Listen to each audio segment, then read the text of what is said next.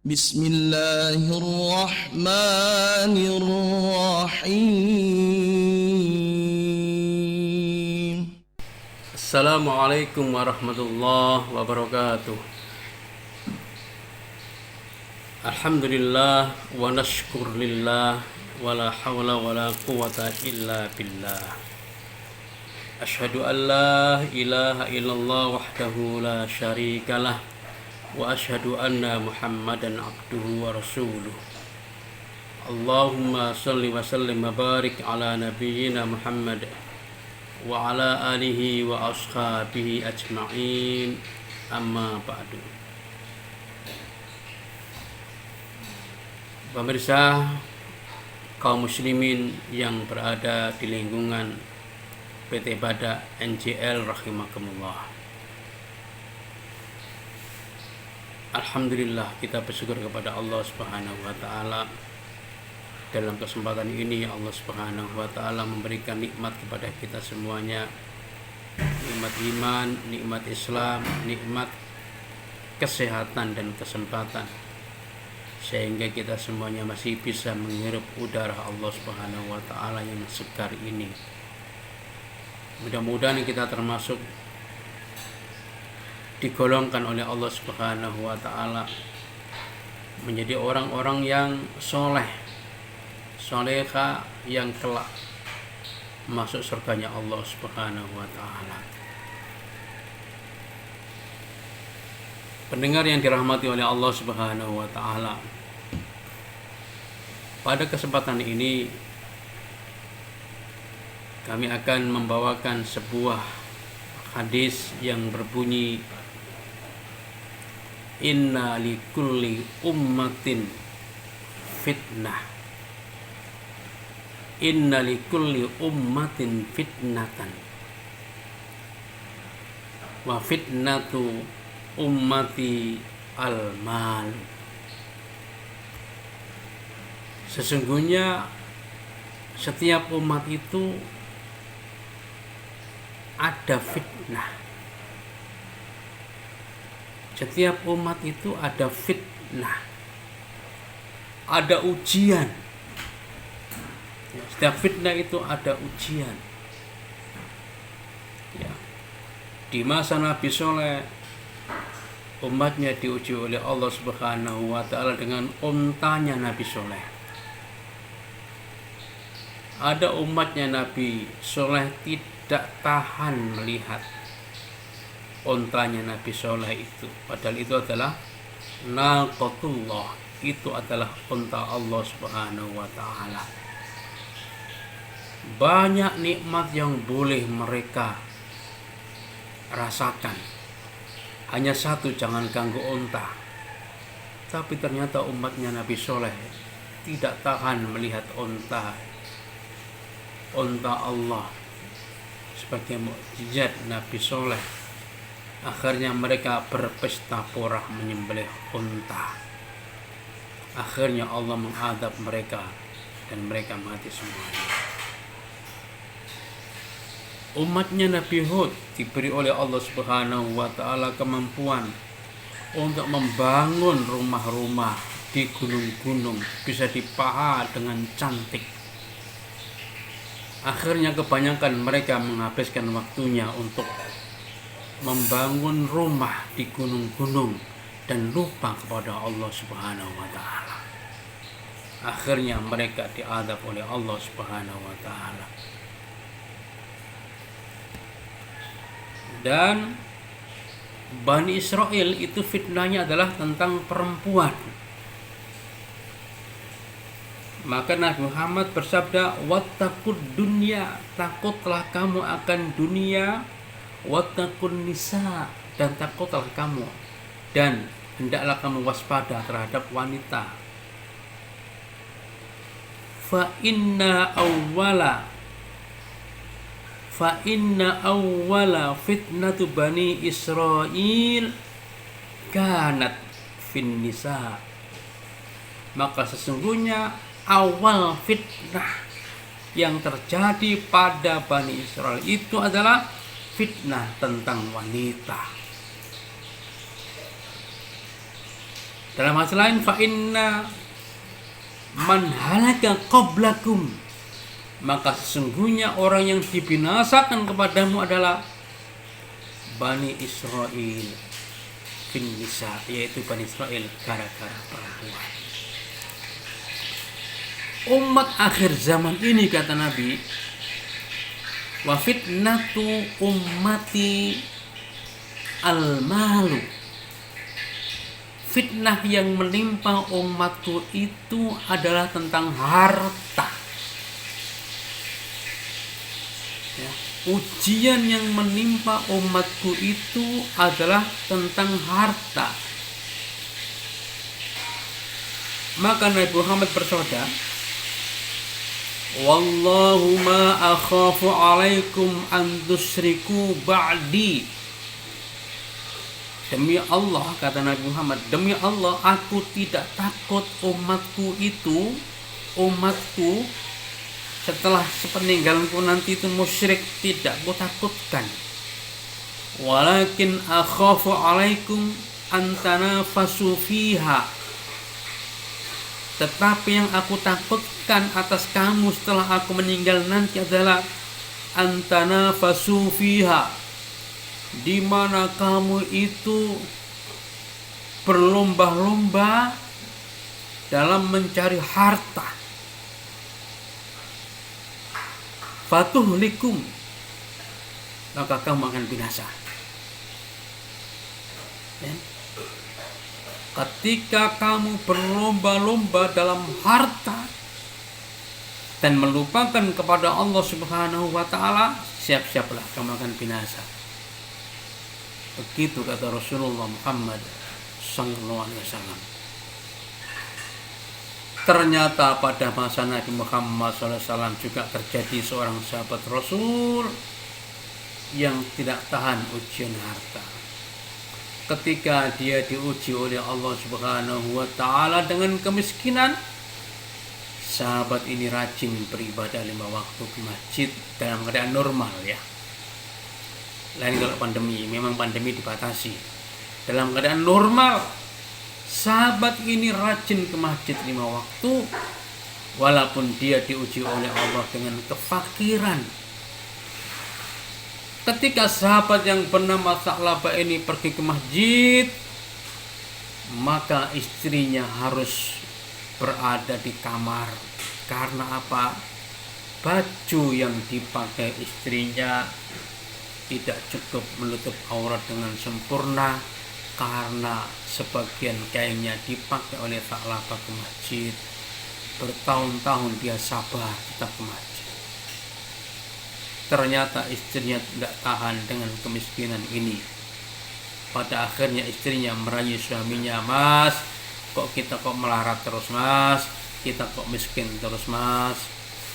Cobalah, mas, kita minta doa Nabi Muhammad supaya Nabi berdoa agar kita diberi oleh Allah kesuksesan dunia. Sa'labah datang kepada Rasulullah, ya Rasulullah, sudah bertahun-tahun Rasul saya melarat, Rasul. Saya mohon Rasul doakan kami, Rasul, agar kami diberi oleh Allah jadi dijadikan orang yang kaya, Rasul. Doakan kami, Rasul. Kata Rasulullah, wahai Sa'labah, lebih baik kamu seperti ini, wahai Sa'labah. Kamu seperti ini, lebih baik, Sa'labah. Sa'labah pulang. Beberapa hari datang lagi karena istrinya ngerenyeng itu. Istrinya itu terus-menerus meminta kepada Sa'labah supaya Sa'labah itu minta doa Rasulullah. Sa'labah datang kedua kalinya, ya Rasulullah, doakan kami ya Rasul agar kami itu menjadi orang yang kaya, Rasul. Nabi tetap mengatakan, Sa'labah, sebaiknya kamu seperti ini saja, Sa'labah. Ada hikmahnya insyaallah, Sa'labah. Sabar. Sa'labah pulang. Namun apa yang terjadi, pendengar kaum muslimin yang berada di PT Badak Al-NC yang dirahmati oleh Allah Subhanahu wa taala. Sa'labah datang ketiga kalinya mendatangi Rasulullah Muhammad sallallahu alaihi wasallam. Ya Rasulullah, doakan kami, Rasul. Karena sudah 3 kali, maka Rasulullah mengatakan, Tha'labah, kamu saya doakan wahai Tha'labah agar kamu kaya. Namun ingat wahai Tha'labah, jangan sampai kekayaanmu itu melupakan Allah Subhanahu wa taala. Hati-hati. Fahdharu. Hati-hatilah kamu wahai Tha'labah. Baik wahai Rasulullah. Tha'labah akhirnya diberikan oleh Rasulullah seekor kambing dan didoakan supaya berkah. Maka subhanallah, kambing itu beranak pianak. Semakin hari semakin banyak, semakin hari semakin banyak. Pada akhirnya Tha'labah yang biasanya 5 waktu ke masjid ditinggalkan 1 kali karena Pak sibuk dengan kambing-kambingnya. Semakin banyak kambingnya yang dulu hanya meninggalkan sholat zuhur berjamaah, akhirnya meninggalkan sholat asar. Begitu banyak lagi maghrib ditinggalkan. Ternyata begitu banyak kambingnya, maghrib pun sibuk memasukkan kambing-kambingnya ke kandang, bikin api unggun supaya kambingnya tidak kedinginan. Maka maghrib pun tidak ke masjid. Pada akhirnya isya pun tidak ke masjid dan subuh pun capek tidak ke masjid. Pada akhirnya Rasulullah tanya, di mana Tha'labah? Ya Rasulullah, Tha'labah sibuk dengan kambing-kambingnya wahai Rasulullah.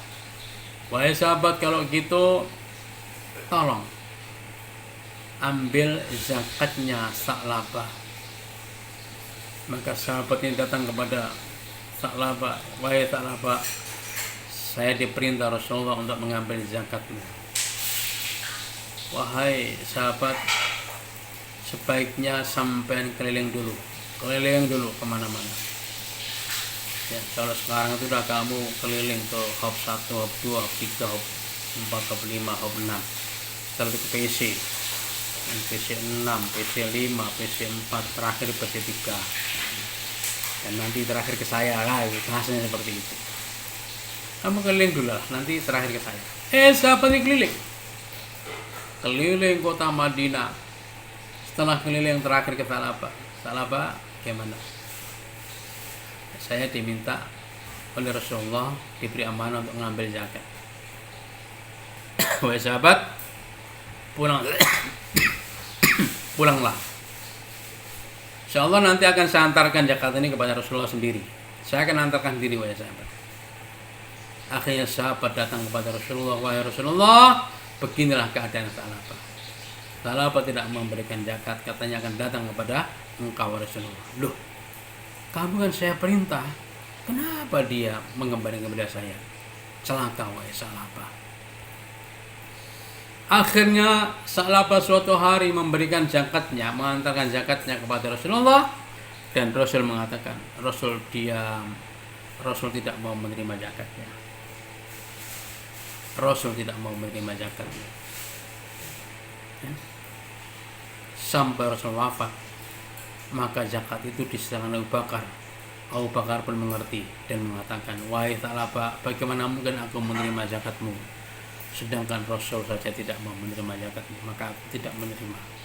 Begitu pula pada masa Umar bin Khattab, akhirnya Tha'labah menyesal dalam hidup, meninggal dalam keadaan tidak membayar zakat. Tha'labah dia terjebak fitnah harta. Ya. Wa fitnatu ummatil mal. Dan fitnah umatku itu adalah harta. Sampai-sampai Rasulullah SAW bersabda, akan ja'a umamun ala ummati kama ja'atil aklatu ila qas'atiha, akan datang umat lain menguasai umatku seperti orang yang lapar menghadapi makanan. Sahabat bertanya, awamin qillatin bina ya Rasulullah, apakah jumlah kami sedikit Rasul? Bal innakum katsirun, tetapi kamu itu adalah umat yang mayoritas. Walakinnakum ghusaun ka ghusaus sail, tetapi kualitas kamu seperti buih di atas air laut. Wa qad ja'akumul wahn, dan kamu itu kena penyakit wahn. Sahabat bertanya, "Wamal wahnu ya Rasulullah?" Apa itu wahnu ya Rasulullah? Qala hubbud dunya wa karahiyatul maut.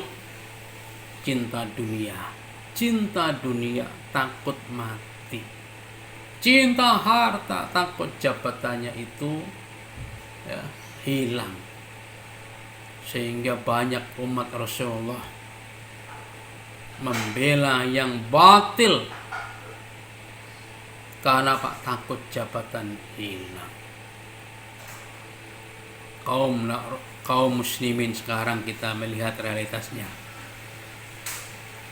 Kadang-kadang ada ulama yang tidak berani menyuarakan yang hak. Jelas-jelas dia ulama, tahu kalau minuman keras itu haram. Namun ketika ada upaya untuk menghalalkan minuman keras, ulama itu diam saja dan mencari-cari alasan untuk menghalalkan apa yang Allah haramkan. Itu semua karena harta. Kadang terjadi seorang hakim yang tidak berani memutuskan hukuman sesuai dengan aturan. Karena apa? Dia disuap dengan uang yang banyak, yang seharusnya dihukum mati bisa dihukum seumur hidup, yang harusnya dihukum seumur hidup bisa dihukum 20 tahun, yang harusnya dihukum 20 tahun bisa dihukum 10 tahun, yang dihukum 10 tahun bisa jadi dihukum 5 tahun, yang harusnya dihukum penjara 6 tahun, dia nggak dihukum sama sekali. Karena apa? Gara-gara makhluk namanya mal, gara-gara harta. Na'udzubillah min dzalik. Harta. Padahal harta yang haram itu akan membawa dirinya ke dalam api neraka. Bukankah kita nanti dari kiamat akan ditanya oleh Allah Subhanahu wa taala bahwa kaki anak Adam itu tidak melangkah sebelum dia menyelesaikan beberapa perkara, di antaranya adalah dari hartanya, dari mana ia dapatkan dan untuk apa harta itu dipergunakan. Itu akan dimintai pertanggungjawaban di hadapan Allah Subhanahu wa taala. Pendengar, saudara sekalian kaum muslimin yang berada di komplek LNC PT Bada yang dirahmati oleh Allah Subhanahu wa taala. Maka jadikan harta itu sebagai sarana, sebagai wasilah untuk mendekatkan diri kita kepada Allah Subhanahu wa taala. Apakah kita nggak boleh kaya? Boleh, kita boleh kaya. Sahabat Nabi Abdurrahman bin Auf adalah seorang aghnia, seorang yang kaya raya. Namun hartanya adalah sebagai sarana untuk menegakkan Islam di muka bumi ini. Utsman bin Affan orang yang kaya raya. Abu Bakar adalah orang yang kaya raya. Umar bin Khattab adalah orang yang kaya raya. Namun harta itu adalah dijadikan sebagai sarana untuk menegakkan kebenaran, untuk memperjuangkan agama Allah di muka bumi ini dengan cara mencari yang halal, sehingga di dunia berkah dan di akhirat selamatlah orang yang seperti ini. Beda pula ketika orang itu mencari harta dengan cara yang tidak baik, dengan cara yang menghalalkan segala cara, menerima suap. Banyak orang yang hancur gara-gara harta. Beberapa hari yang lalu ada seorang profesor akademik, seorang dosen yang terjebak korupsi. Namanya seorang muslim juga, sudah haji, profesor, dosen, orang pintar. Dia indikasi terlibat korupsi miliaran rupiah. Dan banyak gubernur, banyak bupati, dan banyak pejabat yang terfitnah dengan dunia, dengan disuap. Bahkan negeri yang penduduknya muslim seharusnya makmur, namun kenapa negeri itu bisa negeri yang fakir, negeri yang banyak hutang? Karena mungkin melupakan hadis ini. Dia terjebak dengan harta. Para pejabat-pejabat yang mempunyai kebijakan itu disuap oleh orang-orang dengan harta yang banyak, dengan uang yang banyak, sehingga dia melegalkan apa usaha mereka. Usaha yang haram pun dilegalkan. Karena apa? Dia telah mulutnya telah dibungkam dengan uang yang banyak, sehingga tidak berani mengatakan yang hak, yang benar. Itu fitnah, saudara sekalian. Pejabat punya kebijakan, karena silau dengan harta, terfitnah dengan harta, maka terjadilah kerusakan di mana-mana. Maka Allah berfirman, ya ayyuhalladzina amanu la tulhikum amwalukum wa auladukum an dzikrillah. Wahai orang yang beriman, jangan sampai menjadikan hartamu dan anakmu menjadikan engkau lupa dari zikir kepada Allah. Wa may yaf'al dzalika, siapa yang berbuat seperti itu, fa ulaika humul khasirun, maka mereka adalah orang-orang yang rugi. Kita jadikan harta sebagai sarana untuk beribadah. Dengan kita punya harta, kita bisa haji. Dengan kita punya harta sebagai sarana menjadikan anak-anak kita menjadi anak yang soleh, solehah. Dengan punya harta kita bisa umroh. Dengan punya harta kita bisa sedekah, bisa menyumbang masjid, bisa menyumbang orang fakir miskin. Dengan punya harta kita bisa beribadah, bisa memberi kendaraan untuk beribadah, bisa memberi baju untuk beribadah, bisa membeli makan untuk beribadah. Insya Allah kita akan selamat dunia dan akhirat. Demikian wal afa minkum. Akhir kalam. Assalamualaikum warahmatullahi wabarakatuh.